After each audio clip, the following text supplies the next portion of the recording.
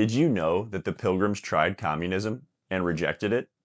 That's right, they had no money and had to borrow from investors in London who wrote up company bylaws that everything would be held in common. It didn't work. Why? Let's find out by learning how we got here.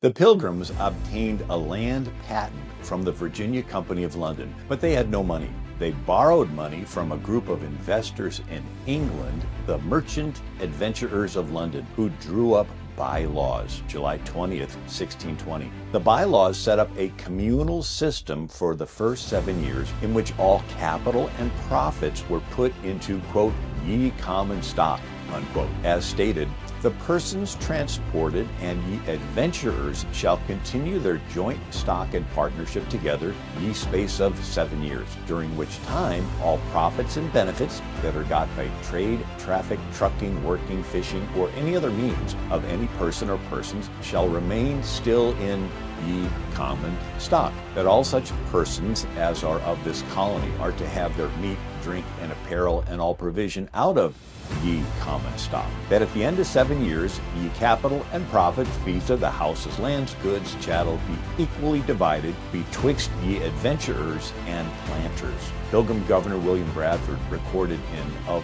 Plymouth Plantation that they tried it and almost starved to death. The failure of that experiment of communal service, which was tried for several years by good and honest men, proves the emptiness of the theory of Plato and other ancients, applauded by some of latter times, that the taking away of private property and possession of it in community would make a state happy and flourishing, as if they were wiser than God. For in this instance, community of property was found to breed much confusion and discontent. For the young men, who were most able and fit for service, objected to being forced to spend their time and strength in working for other men's wives and children without any recompense. Bradford continued. The strong man or the resourceful man had no more share of food, clothes, etc. than the weak man, who was not able to do a quarter what the other could. This was thought injustice. The aged and graver men, who were ranked and equalized in labor, food, clothes, etc. with the humbler and younger ones, thought it some indignity and disrespect to them.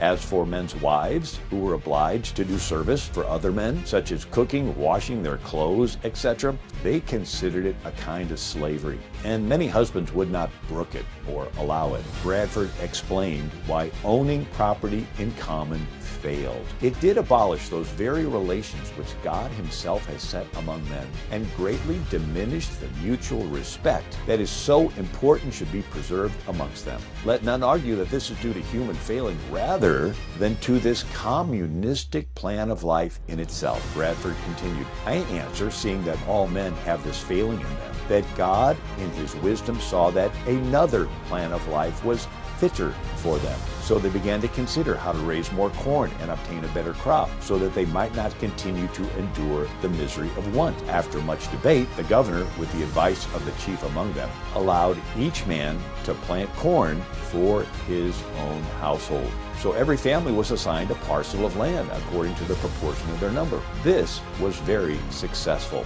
It made all hands very industrious, so that much more corn was planted than otherwise would have been by any means, and gave far better satisfaction. The women now went willingly into the field and took their little ones with them to plant corn, while before they would allege weakness and inability, and to have compelled them would have been thought great tyranny and oppression. The switch to everyone owning their own land produced abundance out of which they could be charitable. Bradford wrote that after 1623, instead of famine, now God gave them plenty, and the face of things was changed to the rejoicing of the hearts of many, for which they blessed God. Some may ask, wasn't the early church communistic?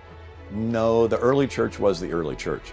Communism is counterfeit early church, and the difference is between the words voluntary and involuntary. The early believers voluntarily sold their property and laid the money at the feet of the apostles for the church to distribute. They did not have their land taken away from them and forced to involuntarily lay the money at the feet of Pilate for the Roman government to redistribute. In the Bible, each family was given property when they entered the promised land. If you own property, you can accumulate possessions. The Bible called this being blessed. Then you can be moved to voluntarily give away some of your possessions. The Bible called this charity. Karl Marx wrote in the Communist Manifesto, 1848, "The theory of the communists may be summed up in a single sentence: abolition of private property." If you don't own property, how can you be charitable? How can you give away what you do not have? Are you going to break the law and steal? This is not what the Bible teaches. Instead, God blesses you with possessions, then gives you the opportunity to express your love for others by voluntarily giving away some of your possessions in charity. Pilgrim pastor John Robinson wrote to Sir Edwin Sandys, December 15th, 1617, that the Pilgrims were knit together as a body in covenant of the Lord, straitly tied to care for each other's good. British Prime Minister Margaret Thatcher stated in an interview with Human Events, February 5th, 1996, "Your founding fathers came over with that. They came over with the doctrines of the New Testament as well as the Old. They looked after one another not only as a matter of necessity, but as a matter of duty to their God. There is no other country in the world which started that way."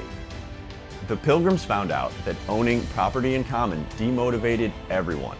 Yet, if everyone was given their own plot of land, all hands became very industrious. And with that abundance, they celebrated Thanksgiving. For more information, visit AmericanMinute.com and TurningPointEd.com.